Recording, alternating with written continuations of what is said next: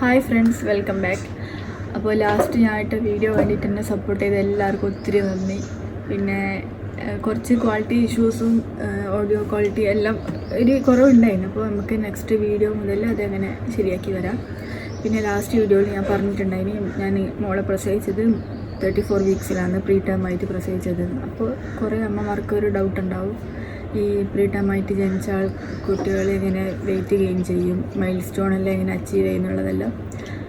അപ്പോൾ അതാണ് ഇന്നത്തെ ടോപ്പിക്ക്. അതായത് ഞാൻ വെച്ചാൽ എൻ്റെ മോള് ജനിക്കുന്ന സമയത്ത് വെയിറ്റ് വളരെ കുറവായിരുന്നു. 1.6 അങ്ങനെയായിരുന്നു വെയിറ്റ് ഉണ്ടായത്. ജനിച്ച മുതൽ ഒരു 1 ഇയർ വരെയുള്ള വെയിറ്റ് ഗെയിൻ ചാർട്ട് ഞാൻ ഡാഡിയായിട്ട് കൊടുക്കാം. ഓക്കെ, അപ്പോൾ നിങ്ങളത് കണ്ടു നോക്കാം.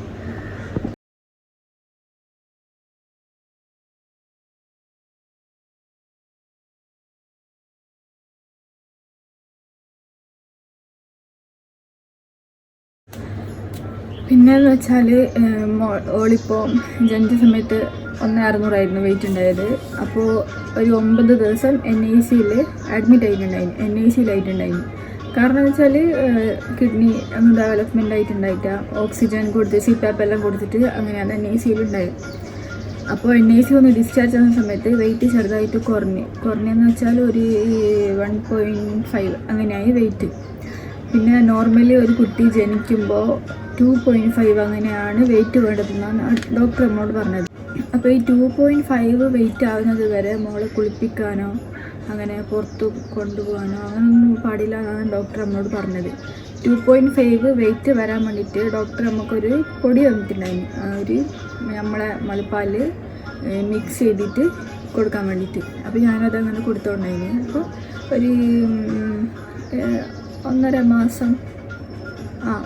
മാസം ആകുമ്പോൾ തന്നെ അവൾ 2.5 വെയിറ്റ് ഗെയിൻ ചെയ്തു.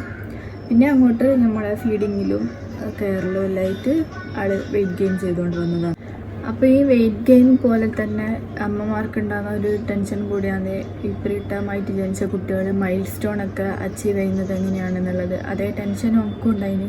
എല്ലാവരും പറയും പ്രീ ടേം ജനിച്ചതല്ലേ, അപ്പോൾ അവരെ കറക്റ്റഡ് ഏജ്, അതായത് എപ്പോൾ ഡ്യൂ ഡേറ്റ് ഡോക്ടർ നമുക്ക് തന്നത് ആ ഒരു ജനിക്കേണ്ട സമയത്ത് ഉള്ള ആ ഒരു ഡിലേ നമുക്ക് ഉണ്ടാവും എന്ന് പറഞ്ഞു. അപ്പോൾ നമുക്ക് ടെൻഷൻ ഉണ്ടായി, എപ്പോൾ ചിരിക്കും, എപ്പോൾ കമയും, അങ്ങനെ എല്ലാ ടെൻഷനും ഉണ്ടായി. പക്ഷേ ആൾ 4 മാസമെല്ലാം ആകുമ്പോൾ അവളെ തല ഉറച്ച് പിന്നെ നമുക്ക് റെസ്പോണ്ട് ചെയ്യാൻ തുടങ്ങി. പിന്നെ ഒരു 5.5 മാസം ആകുമ്പോഴത്തേക്ക് അവൾ കമയാൻ തുടങ്ങി, അതായത് കുമ്പിടാൻ തുടങ്ങി.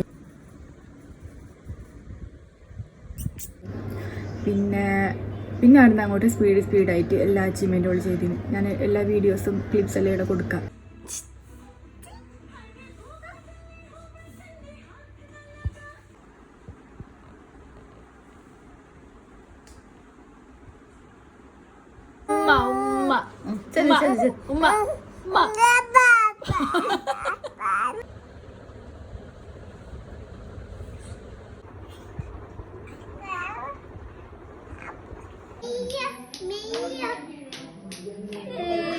ഇപ്പോൾ 1 വയസ്സും 20 ദിവസം അങ്ങനെയായി.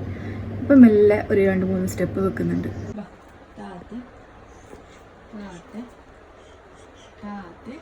ചില ആൾക്കാർ പറയുന്നുണ്ട് എൻ്റെ മോളി ദൂരമൊന്നും ചെയ്തിട്ടാ. അപ്പോൾ അങ്ങനെ നോക്കുമ്പോൾ ഇവളെല്ലാം ചെയ്യുന്നുണ്ട്. പിന്നെയെന്ന് പറയാനുള്ളത്, നമ്മൾ ഈ പ്രീ ടേം ആയിട്ട് ജനിച്ച പിള്ളേരെ എങ്ങനെ വീട്ടിൽ കെയർ ചെയ്യുക എന്നുള്ളതാണ്. ഒന്നാമത് നമുക്ക് ചെയ്യാൻ പറ്റുന്നത് ഇൻഫെക്ഷൻ വരാണ്ട് നോക്കാം. ഈ കുട്ടികൾക്ക് പെട്ടെന്നായിരിക്കും ഇൻഫെക്ഷൻ എല്ലാം വരുന്നത്. നമ്മൾ ആൾ കൂടിയ സ്ഥലത്തെല്ലാം ഈ ചെറിയ പ്രായത്തിലേക്ക് കൊണ്ടുപോകുമ്പോഴൊക്കെ പെട്ടെന്ന് ഇൻഫെക്ഷനാകും. അപ്പോൾ അങ്ങനെ കുറേ ആളുടെ അടുത്തെല്ലാം കൊണ്ടുപോകാണ്ടിരിക്കാം. പിന്നെ വെച്ചാൽ ഈ കുട്ടി കിടക്കുന്ന റൂമും ഉപയോഗിക്കുന്ന സാധനങ്ങളെല്ലാം നല്ല നീറ്റായിട്ട് ക്ലീനായിട്ട് വെക്കുക. പിന്നെ നമ്മൾ എത്ര കെയർ ചെയ്യുന്ന അതനുസരിച്ചിട്ടായിരിക്കും അവരുടെ വെയിറ്റ് ഗെയിൻ എല്ലാം വരിക. പിന്നെ ഫുഡിൻ്റെ കാര്യം എന്താണെന്ന് വെച്ചാൽ നമ്മൾ ബാക്കിയുള്ള കുട്ടികൾക്കെല്ലാം കൊടുക്കുന്ന പോലെ തന്നെ 6 മന്തിന് ശേഷം സോളിഡ് സ്റ്റാർട്ട് ചെയ്യുക. ഞാൻ അങ്ങനെയാണ് സ്റ്റാർട്ട് ചെയ്തത്. ഡോക്ടറോട് ചോദിച്ച് ഡോക്ടർ പറഞ്ഞു 6 മന്തിന് ശേഷം സോളിഡ് സ്റ്റാർട്ട് ചെയ്യുക. ലൈറ്റായിട്ട് ഒരു ദിവസം ഒരു നേരം കുറുക്ക്, അങ്ങനെ ആദ്യം ഒരു നേരം കുറുക്ക് കൊടുത്ത് ഞാൻ കൊടുത്തുണ്ടായ ഫുഡ് എന്ന് വെച്ചാൽ ഈ പച്ചക്കായ്പൊടി, റാഗി, പിന്നെ